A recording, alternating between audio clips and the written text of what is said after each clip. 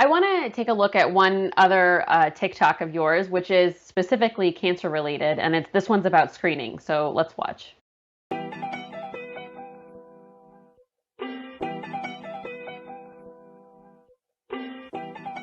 What's poppin'?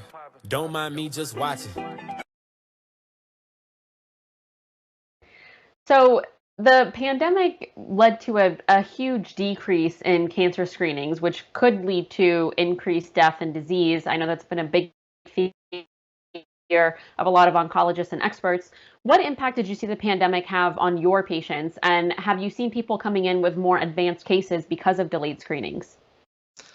Yeah, for sure. It's a diagnosis of cancer, I would assume for any oncologist or any healthcare provider is it's just sad. You really hurt for the patients and their families because kind of the emotional challenges and just, time and energy and the psychology of it all when you get a diagnosis. Um, it's hard not to ignore that things that maybe were on the cusp of curative now may not have been because a biopsy, an elective, if it was considered an elective biopsy, led to a delayed diagnosis or the screening. Well, I've had several patients that have come in.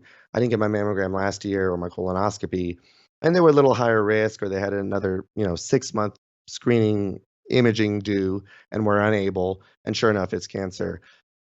That, number one, presents, a big challenge in and of itself because things are more advanced now. But the thing that really, really just hurts is that I can't pretend like I'm on the other side with the patient and their family members, even though I'm in the same room. But I can't imagine all of the what ifs and should we haves that come with even standard treatment management outside of forget, COVID and the obstacles on there. Things aren't always crystal clear. You have to decide if you're going to do what's called adjuvant chemotherapy, meaning are we going to give chemo even though we think we got it all to reduce your chance of it coming back because statistically it shows you have a better chance of remission. So you do things like that and radiation. And even if it would have come back with or without chemo, you start thinking, should I have or shouldn't I have? Now we've introduced this whole new variable for something that's already so challenging emotionally for patients and their family members. And that's if COVID wasn't happening, could I still have my mom, my wife, my husband, my kids?